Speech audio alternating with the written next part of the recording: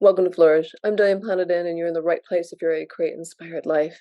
And we do so by working on our own personal development so we can be strong role models for those we love and mentor.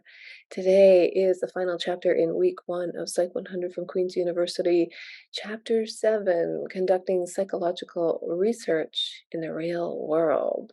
Let's get started. Because of its ability to determine cause and effect relationships, the laboratory experiment is traditionally considered the method of choice for psychological science. One downside, however, is that as it carefully controls conditions and their effects, it can yield findings that are out of touch with reality and have limited use when trying to understand real world behavior. This module highlights the importance of also conducting research outside the psychology laboratory within participants' natural, everyday environments and reviews existing methodologies for studying daily life. The learning objectives on this chapter is to identify limitations of the traditional laboratory experiment, explain ways in which daily life research can further psychological science, and know what methods exist for conducting psychological research in the real world. As mentioned before, I am a student, I am not a teacher. I am just sharing my learning journey with the universe. So here we go. The laboratory experiment is traditionally considered the gold standard in psychology research. This is because only laboratory experiments can clearly separate cause from effect and therefore establish causality. Despite this unique strength, it is also clear that a scientific field that is mainly based on controlled laboratory studies ends up lopsided. Specifically, it accumulates a lot of knowledge on what can happen under carefully isolated and controlled circumstances, but it has little to say about what actually does happen under the circumstances that people actually encounter in their daily lives. For example, imagine you're a participant in an experiment that looks at the effect of being in a good mood on generosity, a topic that may have a good deal of practical application. Researchers create an internally valid, carefully controlled experiment where they randomly assign you to watch either a happy movie or a neutral movie, and then you're given an opportunity to help the researcher out by staying longer and participating in another study. If people in a good mood are more willing to stay and help out, the researchers can feel confident that, since everything else was held constant, your positive mood led you to be more helpful. However, what does this tell us about helping behaviors in the real world? Does it generalize to other kinds of helping, such as donating money to a charitable cause? Would all kinds of happy movies produce this behavior or only this one? What about other positive experiences that might boost mood, like receiving a compliment or a good grade? And what if you were watching the movie with friends in a crowded theater rather than a sterile research lab? Taking research out into the real world can help answer some of these sorts of important questions. As one of the founding fathers of social psychology remarked, experimentation in the laboratory occurs, socially speaking, on an island quite isolated from the life of society. That's good. This module highlights the importance of going beyond experimentation and also conducting research outside the laboratory, directly within participants' natural environments, and reviews existing methodologies for studying in daily life. Rationale for conducting psychology research in the real world. One important challenge researchers face when designing a study is to find the right balance between ensuring internal validity, or the degree to which studies allowed unambiguous causal inferences, and external validity, or the degree to which a study ensures that potential findings apply to settings and samples other than the ones being studied.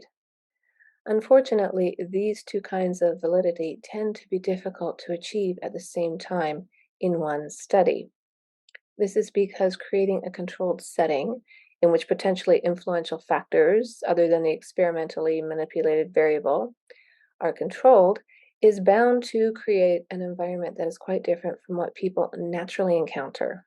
For example, using a happy movie clip to promote helpful behavior.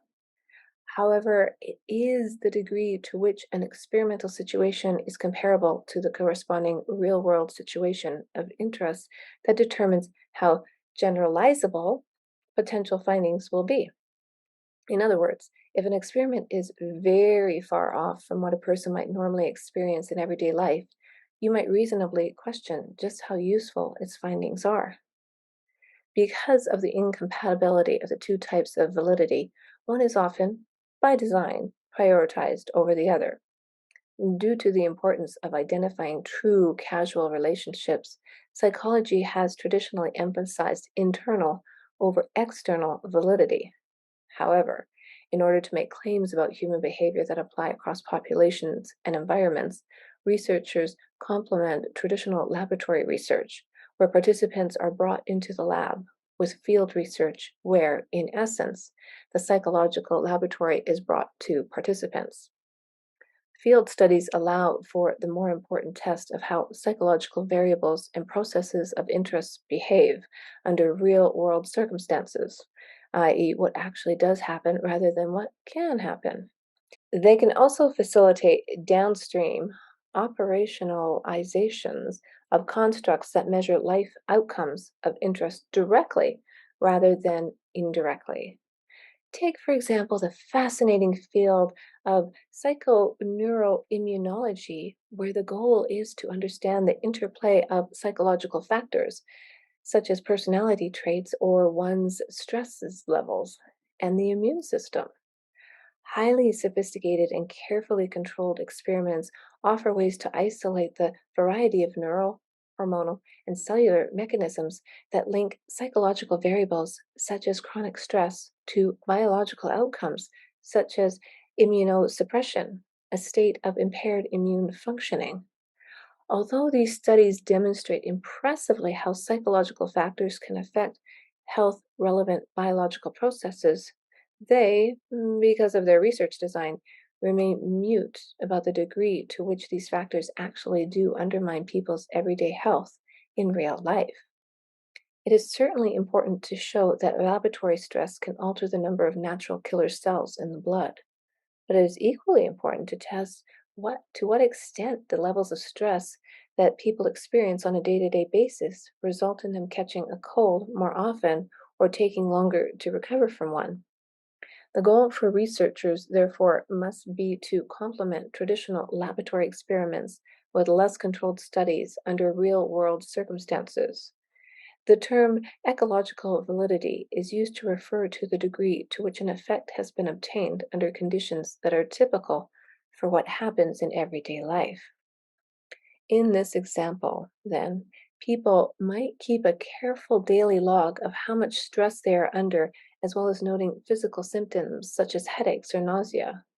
Although many factors beyond stress levels may be responsible for these symptoms, this more correlational approach can shed light on how the relationship between stress and health plays out outside the laboratory. An overview of research methods for studying daily life. Capturing life as it is lived has been a strong goal for some researchers for a long time. Wilhelm and his colleagues recently published a comprehensive review of early attempts to systematically document daily life. Building on to these original methods, researchers have, over the past decades, developed a broad toolbox for measuring experiences, behavior, and physiology directly in participants' daily lives. And now we have a figure here, figure 1. It provides a schematic overview of the methodologies described below. So it looks like um, in the middle is the research methods for studying daily life, and surrounding it is collecting usage data via smartphones, sampling daily experiences, sampling daily behavior, sampling daily psychology, and sampling online behavior.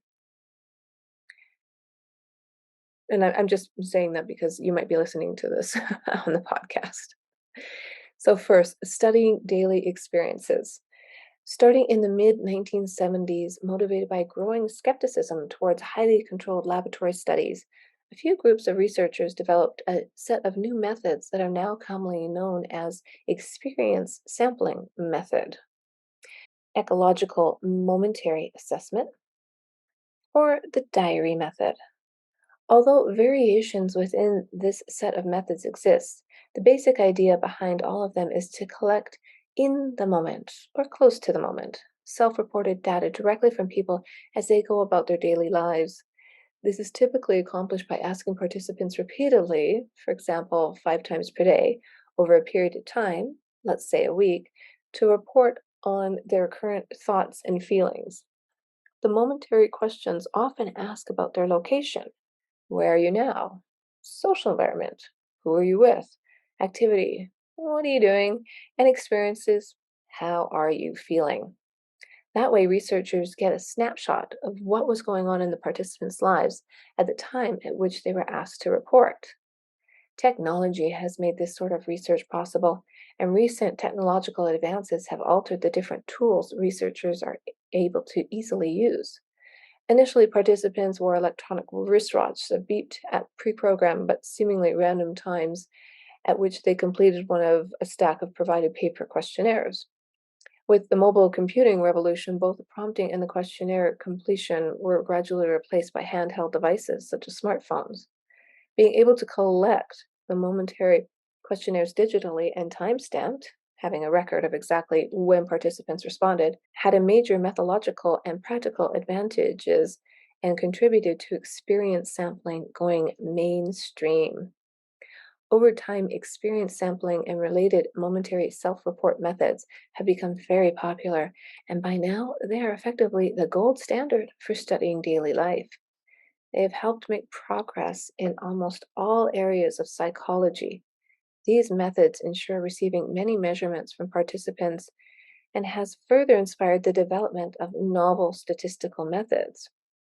Finally, and maybe most importantly, they accomplished what they sought out to accomplish to bring attention to what psychology ultimately wants and needs to know about, namely, what people actually do, think, and feel in the very context of their lives.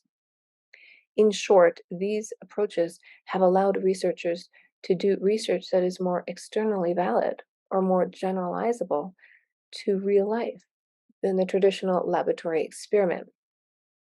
To illustrate these techniques, consider a classic study.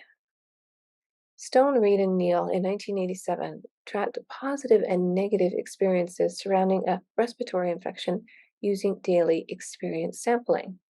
They found that undesirable experiences peaked and desirable ones dipped about 4 to 5 days prior to participants coming down with the cold.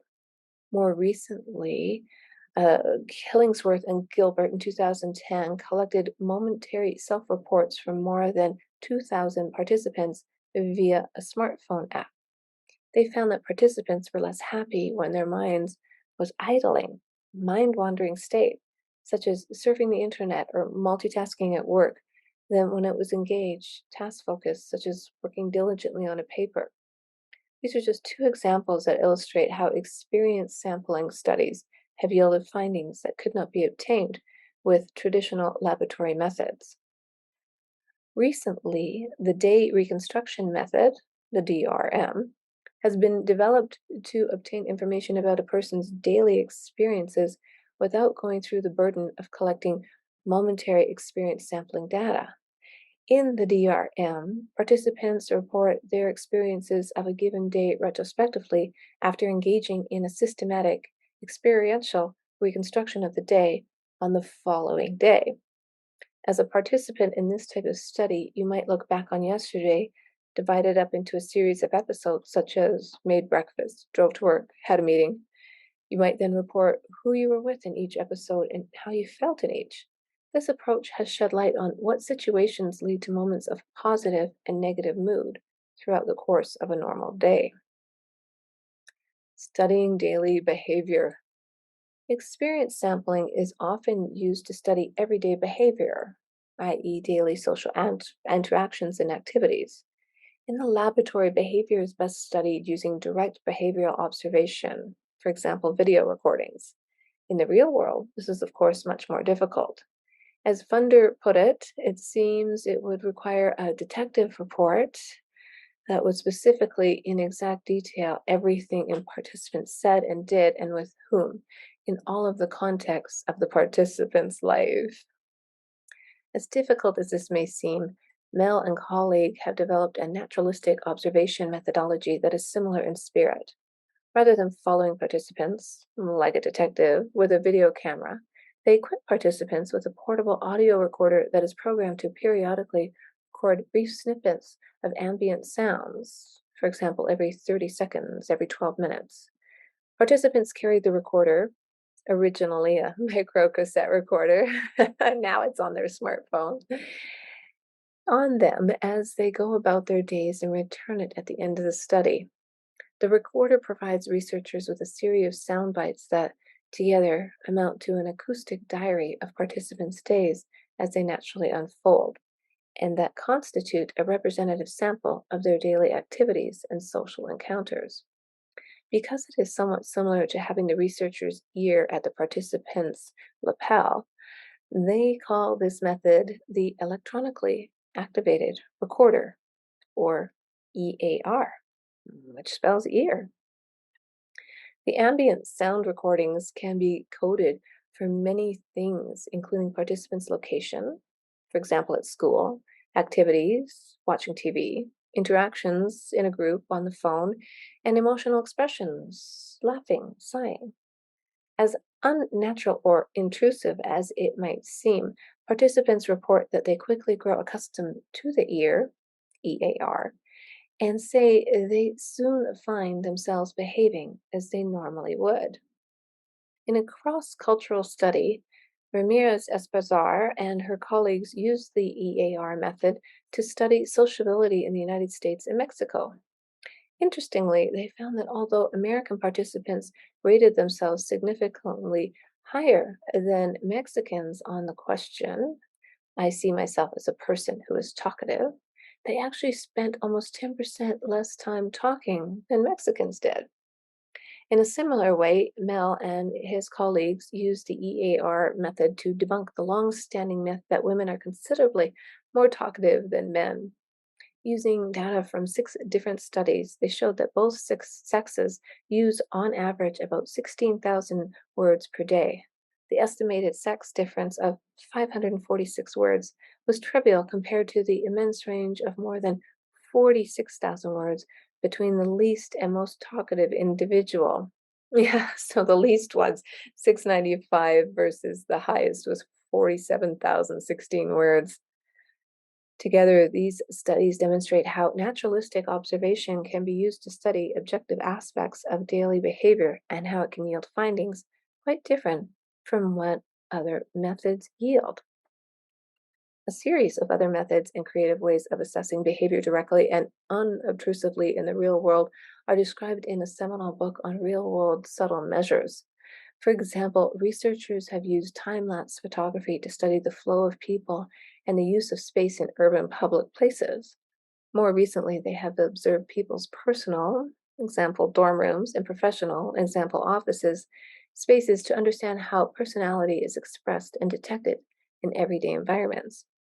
They've even systematically collected and analyzed people's garbage to measure what people actually consume. For example, empty alcohol bottles or cigarette boxes, rather than what they say they consume. Because people often cannot and sometimes may not want to accurately report what they do, the direct and ideally non reactive assessment of real world behavior is of high importance for psychological research. Studying daily physiology. In addition to studying how people think, feel, and behave in the real world, researchers are also interested in how our bodies respond to the fluctuating demands of our lives. What are the daily experiences that make our blood boil? How do our neurotransmitters and hormones respond to the stressors we encounter in our lives? What physiological reactions do we show to being loved or getting ostracized? You can see how studying these powerful experiences in real life as they actually happen may provide more rich and informative data than one might obtain in an artificial laboratory setting that merely mimics these experiences. Also, in pursuing these questions, it is important to keep in mind that what is stressful, engaging, or boring for one person might not be for another. It is, in part, for this reason that researchers have found only limited correspondence between how people respond physiologically to a standardized laboratory stressor, example, giving a speech, and how they respond to stressful experiences in their lives. To give an example, Wilhelm and Grossman in 2010 described a participant who showed rather minimal heart rate increases in response to a laboratory stressor, about 5 to 10 beats per minute, but quite dramatic increase, almost 50 beats per minute, later in the afternoon while watching a soccer game. Of course, the reverse pattern can happen as well, such as when patients have high blood pressure in the doctor's office but not in their home environment, the so-called white coat hypertension. Ambulatory physiological monitoring, that is, monitoring physiological reactions as people go about their daily lives, has a long history in biomedical research, and an array of monitoring devices exists. Among the biological signals that can now be measured in daily life with portable signal recording devices are the electrocardiogram, ECG, blood pressure, electrodermal activity or sweat response, body temperature, and even the electroencephalogram, the EEG. Most recent researchers have added ambulatory assessment of hormones, for example, cortisol, and other biomarkers, example, immune markers, to the list. The development of ever more sophisticated ways to track what goes on underneath our skin as we go about our lives is a fascinating and rapidly advancing field. In a recent study, Lane Zereba, Reese, Peterson, and Moss in 2011 used experience sampling combined with ambulatory electrocardiography, or so-called Holter monitor, to study how emotional experiences can alter cardiac function in patients with a congenital heart abnormality, example, long QT syndrome. Consistent with the idea that emotions may, in some cases, be able to trigger a cardiac event, they found that typical, in most cases, even relatively low intensity, daily emotions had a measurable effect on ventricular repolarization, an important cardiac indicator that in these patients is linked to risk of a cardiac event. In another study, Smythe and colleagues in 1988 combined experience sampling with momentary assessment of cortisol, a stress hormone. They found that momentary reports of current or even anticipated stress predicted increased cortisol secretion 20 minutes later. Further, and independent of that, the experience of other kinds of negative effect, example, anger and frustration, also predicted higher levels of cortisol and the experience of positive effect, example, happy or joyful, predicted lower levels of this important stress hormone. Taken together, these studies illustrate how researchers can use ambulatory physiological monitoring to study how the little and seemingly trivial or inconsequential experiences in our lives leaves objective, measurable traces in our bodily systems. Studying online behavior. Aha! Another domain of daily life that has only recently emerged is virtual daily behavior, or how people act and interact with others on the internet. Irrespective of whether social media will turn out to be humanity's blessing or curse, both scientists and lay people are currently divided over this question. The fact is that people are spending an ever increasing amount of time online. In light of that, researchers are beginning to think of virtual behavior as being as serious as actual behavior and seek to make it a legitimate target of their investigations. One way to study virtual behavior is to make use of the fact that most of what people do on the web, emailing, chatting, tweeting, blogging, posting, leaves direct and permanent verbal traces. For example, differences in the way people use words. For example, subtle preferences in word choice have been found to carry a lot of psychological information.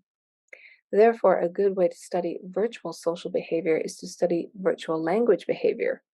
Researchers can download people's, often public, verbal expressions and communications and analyze them using modern text analysis programs. For example, Cohn, Miller, and Pennebecker in 2004 downloaded blogs of more than 1,000 users of lifejournal.com, one of the first internet blogging sites to study how people responded socially and emotionally to the attacks of September 11th. In going the online route, they could bypass a critical limitation of coping research, the inability to obtain baseline information, that is, how people were doing before the traumatic event occurred. Through access to the database of public blogs, they downloaded entries from 2 months prior to 2 months after the attacks. Their linguistic analysis revealed that in the first days after the attacks, participants expectedly expressed more negative emotions and more cognitive and socially engaged, asking questions and sending messages of support. Already after 2 weeks, though, their moods and social engagement returned to baseline. And interestingly, the use of cognitive analytic words, example, think, question, even dropped below their normal level.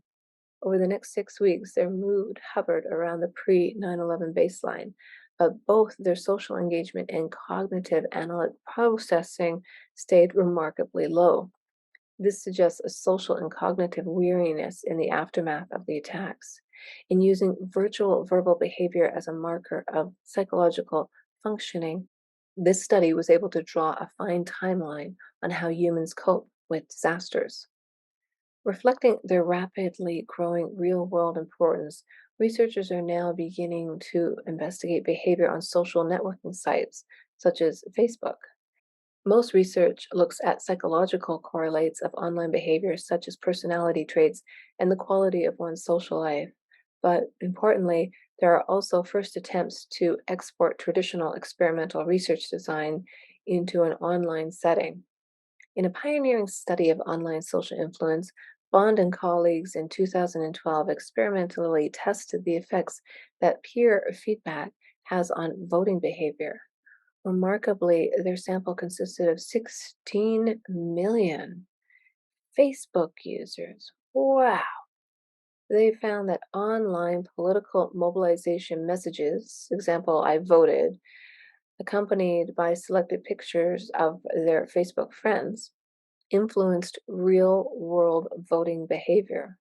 This was true not just for users who saw the messages, but also for their friends and friends of their friends. Although the intervention effect on a single user was very small, through the enormous number of users and indirect social contagion effects, it resulted cumulatively in an estimated 340,000 additional votes, enough to tilt a close election. In short, although still in its infancy, research on virtual daily behavior is bound to change social science, and it has already helped us better understand both virtual and actual behavior. Smartphone psychology? A review of research methods for studying daily life would not be complete without a vision of what's next. Given how common they have become, it is safe to predict that smartphones will not just remain devices for everyday online communication, but will also become devices for scientific data collection and intervention. These devices automatically store vast amounts of real world user interaction data, and in addition, they are equipped with sensors to track the physical and social context of these interactions. The question is not whether smartphones will revolutionize psychology, but how, when, and where the revolution will happen. Obviously, their immense potential for data collection also brings with it big challenges for researchers. And it is clear that many of the methods described in this module and many still to be developed ways of collecting real world data will, in the future, become integrated into the devices that people naturally and happily carry with them from the moment they get up in the morning to the moment they go to bed. In conclusion, this module sought to make a case for psychology research conducted outside the lab. If the ultimate goal of the social and behavioral sciences is to explain human behavior, then researchers must also, in addition to conducting carefully controlled lab studies, deal with the messy real world and find ways to capture life as it naturally happens. Mortensen and Cialdini refer to the dynamic give and take between laboratory and field research as full cycle psychology. Going full cycle, they suggest, means that researchers use naturalistic observations to determine an effect's presence in the real world. theory to determine what processes underlie the effect, experimentation to verify the effect and its underlying processes, and a return to the natural environment to corroborate the experimental findings. To accomplish this, researchers have access to a toolbox of research methods for studying daily life that is now more diverse and more versatile than it has ever been before. So, all it takes is to go ahead and literally bring science to life. Well, I hope you enjoyed that chapter as much as I did and learned a little bit more about how technology is changing our lives and our psychological lives at that. If you like the show, share it with someone you know and hit that subscribe button. You don't want to miss the next chapter.